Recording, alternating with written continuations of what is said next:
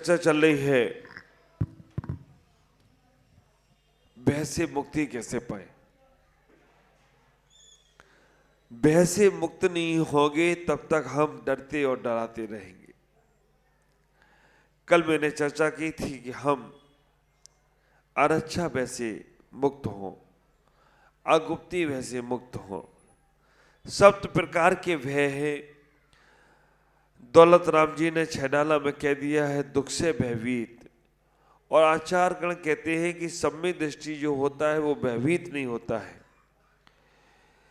Last प्रकार का भय है आकस्मिक भय। पूर्वोत्तर में बहुत से लोग भयभीत हैं, डरे हुए हैं, क्या होगा, कैसे होगा। आप विचार करना, जब तक डरते रहेंगे लोग तुम्हें डराते रहेंगे। मर्यादाओं का पालन करते हुए, अपनी बात को आगे रखते हुए आगे बढ़ना चाहिए। इतना ही विचार करो। आकस्मिक भय, इलोक का भय मैंने बताया ही था कि संसार में मेरा क्या होगा, ये इलोक भय है। परलोक भय कि मेरा मरण होने के बाद प्रभाव कैसा होगा, कहाँ जाएंगे, ये परलोक भय है। मरण भय कि मरते समय डरना, ये मरण भय है। वेदना, शरीर में तकलीफ हो जाए तो अब क्या होगा, अब क्या होगा, ये वेदना भय है। आरक्षा भय कि मेरी कोई रक्षा करने वाला नहीं है, मैं बिल्कुल कैसे जीऊंगा, कैसे रहूंगा, मेरी कोई रक्षा करने वाला नहीं है, ये आरक्षा भय है। आगुप्ती भय, मेरी गुप्त बात किसी को पता ना चल जाए, मैं गुप्त स्थान में रहूंगा तो ही सुरक्षित रहूंगा, अन्यथा नहीं रहूंगा, आगुप्ती भय है। लास्ट भय है आकस्मिक भय, और ये आकस्मिक भय अचानक आता है। अभी हम जब दिसपुर में थे, रात को 1:30 पर भूकंप आ गया। आप विचार करना, ये आकस्मिक भय, निद्रा में था। आप विचार करना, जैसे ही वो हिला, मुझे तुरंत बिहार ही चल रहा था तो मुझे बिहार की याद आ गई। मैंने कही बिहार में हूँ और आज तंबू में रुका हूँ और किसी ने तंबू हिला दिया है। उठ के देखा, अरे मैंने तंबू तो ये पक्का हो नहीं सकता, ऊपर तो सीलिंग दिख रही है। मैंने बाहर जाकर देखा तो 5वीं मंजिल पे। मैंने कहा हो गया काम, ये तो केवल तख्त ही हिलाता, अगर ये बिल्डिंग हिल जाती तो क्या हो जाता। होता कुछ भी नहीं, क्योंकि साधु हर वक्त चौकन्ने रहते हैं। साधु हमेशा वर्तमान में जीने का प्रयास करते हैं।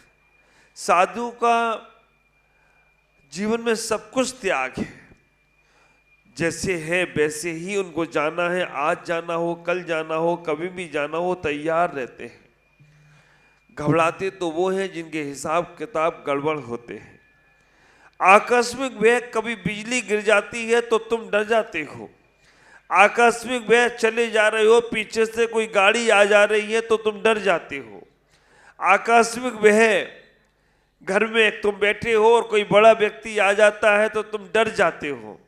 आकस्मिक भय, आपने अपने घर में अंदर वाले कमरे में अपने कपड़े उतार के टांग दिए, लाइट चली गई, उसके बाद वो सफेद कपड़ा काले में थोड़ा चमकता है, तुम्हें दिखता है कि कुछ है यहां पर। आकस्मिक भय जो अचानक होता है, अचानक से हमारे जीवन में आ जाता है, वो आकस्मिक भय है। और कई बार होता है। होता क्यों है? जो लोग सोते हुए लोगों को परेशान करते हैं, उनको आकस्मिक भय होता है ना। जो लोग सोते हुए लोगों को जाकर परेशान करते हैं, उनको आकस्मिक भय होता है। तुम्हारे बच्चे तुम्हारे घर में, आप लोग कई बार गाड़ियों में देखते होंगे, गाड़ी में कोई सो गया, तुमने एक कागज लिया या कुछ लिया और बत्ती बनाई और उसके कान में डाली, वो ऐसे ऐसे करता रहता है। कभी उसकी नाक में डाल दी तो क्या करता है, घबरा जाता है। और घबरा जाता है, उसकी नींद खराब हो जाती है, और उसको नींद खराब होती है तो आकस्मिक भय का बंध तुम्हें हो जाता है। तुम्हें भी ऐसे ही डरना पड़ेगा। इतने शरारती लोग होते हैं। इतने शरारती लोग होते हैं प्रथम जी हीराचंद जी, शादी ब्याह में गए हों और कोई, अब शादी तो रात को चल रही है, कुर्सी पे बैठे बैठे ऐसे मुंह करके सो गया, पड़ोसी क्या करता है, ये देखो ये हीरा की घर से, हीराचंद जी घर से वो तैयार है, वो कहती महाराज रसगुल्ला रख दो अंदर, उसने किया होगा जरूर या होगा उसके साथ। आप विचार करके रखना, जो ये करते हैं ना आकस्मिक डरा देते। मेरे संग में एक बच्चा आया, ओलावासी धम बाप पड़े ना हम, उस बच्चे का डायलॉग था। जब छोटे छोटे बच्चे आते हैं ना, शरारती रहते हैं, अब उनको पढ़ाई लिखाई में मन ना लगे तो महाराज बोलने तो उनको बड़ी तकलीफ होती है। और एक बात का हमेशा ख्याल रखना, बचपन में जो पढ़ लेते हैं ना वो यौवन में बहुत अच्छे से रहते हैं। यौवन में जो जीवन में धर्म कर लेते हैं ना, बुढ़ापे में बहुत अच्छे रहते हैं। मैं हमेशा अक्सर एक बात कहता हूँ, बचपन में ज्ञान अर्जन जो करते हैं, बचपन में जो ज्ञान अर्जन करते हैं, वो युवा अवस्था में धन अर्जन करने में कोई तकलीफ नहीं होती है।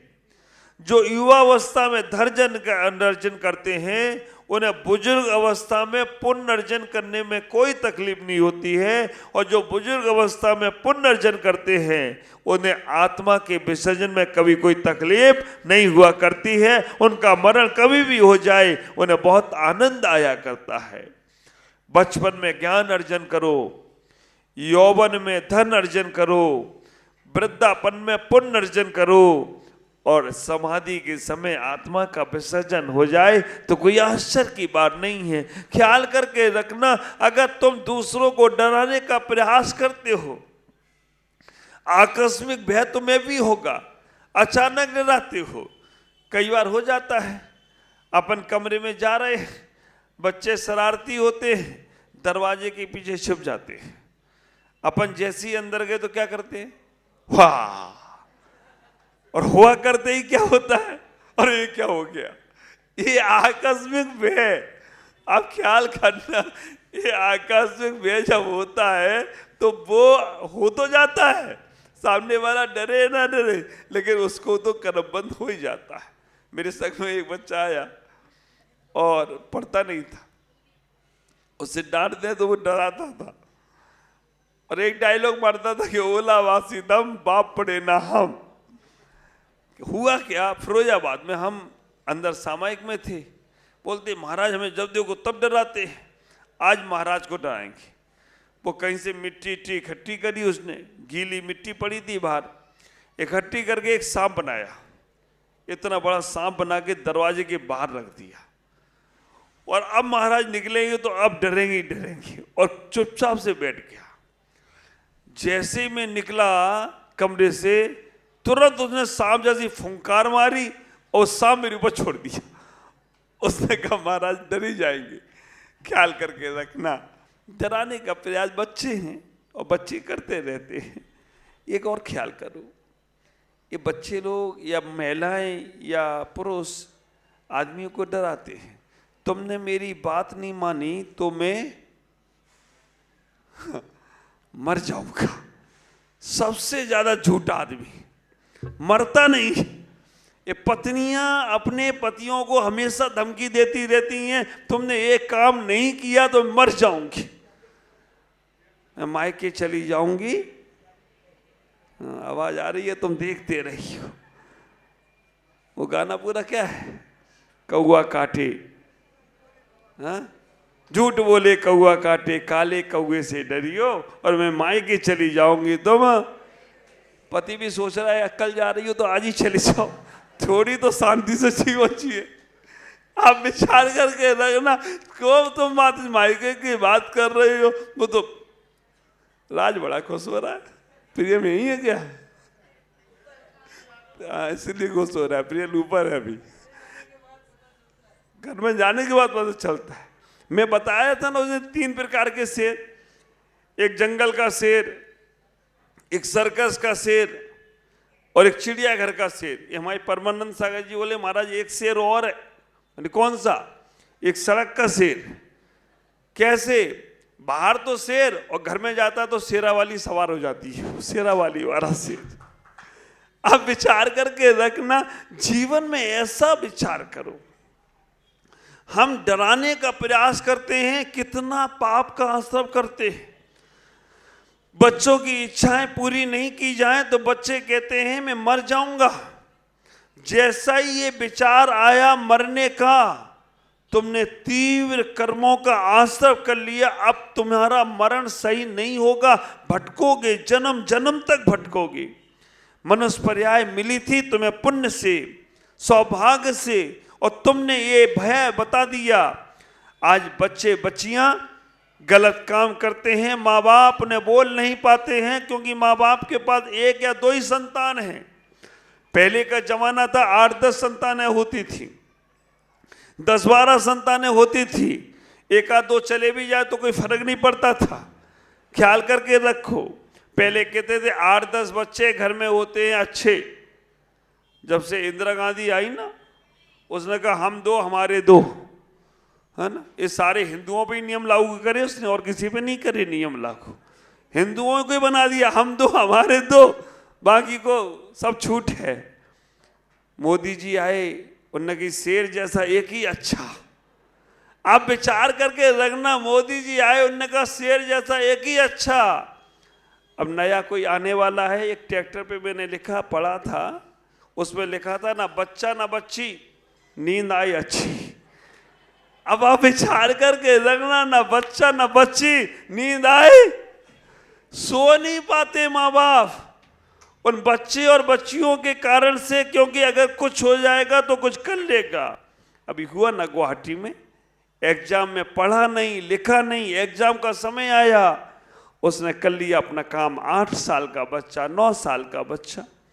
क्यों हो रहा है कि डर लग रहा है, डर के कारण से अपने प्राण दे दिए उसने। अगर मैंने नहीं पढ़ा, फेल हो गया तो क्या होगा। ख्याल करो, हमें अपने जीवन में इतना ही सोचना है। हम जो डराते हैं, हम डरा डरा कर दूसरों से बात करते हैं, काम करते हैं, हमें आकस्मिक भय का बंद होता है। फिर हम, कभी आपने विचार किया, आपके बच्चे रात्रि में सोते सोते अचानक डर जाते हैं, क्यों? उन्होंने ऐसे ही आकस्मिक भय का बंद कर लिया, उन्होंने ऐसे ही डराया, तुम ऐसा नहीं करोगे तो मैं ये कर लूंगा। आकस्मिक भय बंद हो गया, और आकस्मिक भय का बंद हुआ तो रात में सोते सोते भी अचानक डर जाते हैं, रोने लगते हैं। क्यों? तुमने अगर अपने जीवन को नहीं समझा।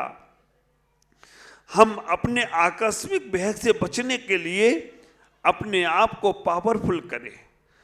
क्यों जीवन में दूसरों को परेशान करते हो?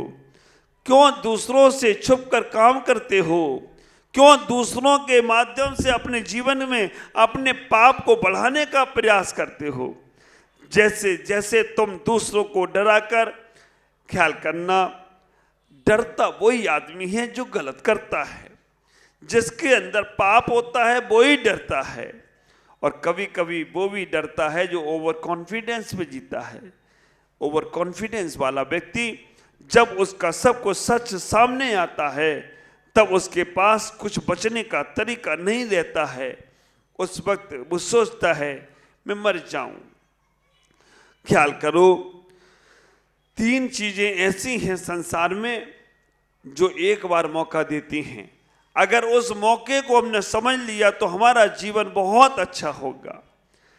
आज मैना सुंदरी और श्रीपाल का जो हम विधान पूर्णता की ओर है, हवन की आहुतियों के माध्यम से इस विधान को पूर्ण करेंगे। मैना सुंदरी डरी नहीं, मैना सुंदरी स्वाभिमान के साथ जीती रही। और आप विचार करके रखना, ये घटना जैन आगम में जो हम सुनते हैं, पढ़ते हैं, देखते हैं, मैना सुंदरी श्रीपाल का चारित्र देखते हैं, वो सारी की सारी घटनाओं को समझने का प्रयास करना। ये जैन आगम में ही नहीं, इस सिख संप्रदाय में भी यही ऐसी घटना है। जब मैं पंजाब में भ्रमण कर रहा था, अमृतसर गया। अमृतसर में देखो सब जगह गुरुद्वारे होते हैं, सिखों के अंदर सब जगह गुरुद्वारे मिलेंगे, लेकिन एक ही जगह मंदिर है, उसका नाम है गोल्डन टेम्पल, स्वर्ण मंदिर। जब मैं वहां गया तो मैंने वहां पूछा इस दरिया का महत्व क्या है। वो चारों तरफ वहां पर जो गुरुद्वारा है, स्वर्ण मंदिर, सोने का गुरुद्वारा बनाया है उन्होंने, चारों तरफ दरिया है। मैंने पूछा इस दरिया का महत्व क्या है, तब उन्होंने कहा कि यहां पर दरिया में जो स्नान करता है उसकी सारी बीमारियां दूर हो जाती हैं। वहां पर अक्सर जो लोग जाते हैं वो दरिया में जरूर स्नान करते हैं। सोने की मछलियां हैं उस दरिया में, स्वर्ण मछलियां हैं, बिल्कुल गोल्डन मछलियां वहां भ्रमण करती रहती हैं। मैंने वहां का जब कथानक पढ़ा तो कहते हैं कि बेगम, रजनी बेगम उनके यहाँ आया है सिख संप्रदाय में। रजनी बेगम अपने पति को जब कोढ़ हो गया, तो पति को कोढ़ हो गया तो एक टोकरी में रखकर जगह जगह भ्रमण कर रही थी, कहीं भी जाकर ठीक हो जाए। जब वो अमृतसर पहुंची, उसने गुरुद्वारे के बाहर वहां पर टोकरी रख दी और पति के लिए, स्वयं के लिए, खाना के लिए गई। उसी वक्त दरिया में से एक कौवा चोंच में पानी भर के ऊपर से निकला, आकाश से गमन कर रहा था। तभी एक बूंद उस चोंच से पानी उस कोढ़ी पति पर गिर गया। और आप विचार करके रखना, जहां पानी गिरा वहां शीतलता प्राप्त हुई, शांति प्राप्त हुई। तो बस रजनी बेगम समझ गई कि इस दरिया के स्नान से मेरे पति का कोढ़ दूर होगा। और जैसे ही उसने उस दरिया में, उस तालाब में, उस सरोवर में पति को स्नान कराया, उसका कोढ़ दूर हो गया। ये मेरा सुंदरी श्रीपाल का जो चारित्र हम देख रहे हैं, केवल गंधोदक का महत्व ख्याल करके रखना। हिंदू संप्रदाय में जितना महत्व गंगा का है, उससे ज्यादा महत्व जैन संप्रदाय में गंधोदक का हो तो कोई आश्चर्य की बात नहीं है। वहां गंगा से पाप समाप्त होते हैं, लेकिन जिनेंद्र भगवान के गंधोदक से पाप, ताप, अभिशाप सब नाश होते हो तो कोई आश्चर्य नहीं होगा। आपसे तही कहूंगा, आकस्मिक भय से बचने का प्रयास करो। सम्यक दृष्टि जीव आकस्मिक भय नहीं करता है, शब्द भय से रहित होता है, पाप भीरु तो होता है। वो सोचता है भगवान जन्मों जन्मों तक पाप किए हैं, इसीलिए हम संसार में ढुल रहे हैं। लेकिन अब मुझे कोई पाप नहीं करना है, अब मुझे कोई छल कपट नहीं करना है, अब मुझे कोई मायाचारी नहीं करना है, अब मुझे कोई ईर्ष्या वैमनस्यता नहीं करना है, क्योंकि यही कर करके संसार में बार बार फंसते रहे। ख्याल करो, हमारे ग्वालपाड़ा वाले आ गए, गुवाहाटी वाले आ रहे हैं, नहीं दूर दूर से लोग पहुंच रहे हैं। इतना ही विचार करो, अपने जीवन में इस पुण्य को इकट्ठा करते चले जाओ, सम्यक दर्शन को प्राप्त करो। ये जो विधान रंगिया के अंदर इतना सुंदर तरीके से बढ़ते बढ़ते कदम से हुआ है, हम निर्भीक बनने के लिए अपने आप को और समर्पित करें। कभी हम किसी को डराने के लिए कोई ऐसे कार्य ना करें। हाँ, डराना पड़ता है कभी कभी, जब बच्चे कुछ गलत करते हैं तो उन्हें कहना पड़ता है, बेटा ऐसा करोगे तो ऐसा होगा, वैसा ऐसा करोगे तो ऐसा होगा। ना समझ बच्चे सोचते हैं कि ये हमें ही को कहा जा रहा है, दूसरों के लिए नहीं कहा जा रहा है। एक बात अगर समझ में आ जाए, जो बीमार होता है दवाई उसे दी जाती है, हर किसी को दवाई नहीं दी जाती है। जो गाड़ी खराब होती है उसी को गैरेज में पहुंचाया जाता है, जो बिल्डिंग टूट फूट जाती है उसकी रिपेयरिंग होती है, जो कार्य बिगाड़ता है उसको ही संभाला जाता है। अगर ये बुद्धि आ जाए तो व्यक्ति अपने आप में बहुत अच्छा हो सकता है। ख्याल करो, अपने जीवन को उस पुण्य से जोड़ने का प्रयास करो। आज इस विधान की सफलता पूर्णता के साथ हो रही है। सिद्ध चक्र महामंडल विधान में इतना ही विचार करना, हमें ना डरना है ना डराना है, हमें चल के बात करना है। अगर डरते रहोगे और डराते रहोगे तो ख्याल करके रखना, कभी सत्य के दर्शन नहीं होंगे। सत्य के दर्शन करना है तो निर्भीक बनो, समझदारी लाओ, कैसे समझ कर करेंगे? संसार में तुम्हें बहुत आशीर्वाद दे दूं कि जाओ तुम्हारा संसार बहुत अच्छा हो, तुम्हारे अंदर सब कुछ तरक्की करो, लेकिन एक बात का ख्याल करना, वो आशीर्वाद संसार का ही होगा। कभी ये भी आशीर्वाद लो महाराज मेरा आत्म कल्याण कैसे हो, मैं आत्म कल्याण के लिए कैसे संयम व्रतों को स्वीकार करूं, कैसे अपने नियमों से अपने जीवन को जीऊं, तभी मेरा कल्याण होगा। यहाँ अंजू भाई बैठे हैं, आलोक जी बैठे हैं, भागचंद जी बैठे हैं, इंद्र भाई, कमल भाई मेरा बैठा है। आप विचार करना, ऐसे ये मेरे शेर जैसे भक्त हैं, ये बातों में ही नहीं हमें उड़ाते हैं। जैसा ये राज सेवा करता है, कैलाश बाबू जी लगा देते हैं सेवा में, जाओ। बातें करने वाले संसार में बहुत मिल रहे हैं।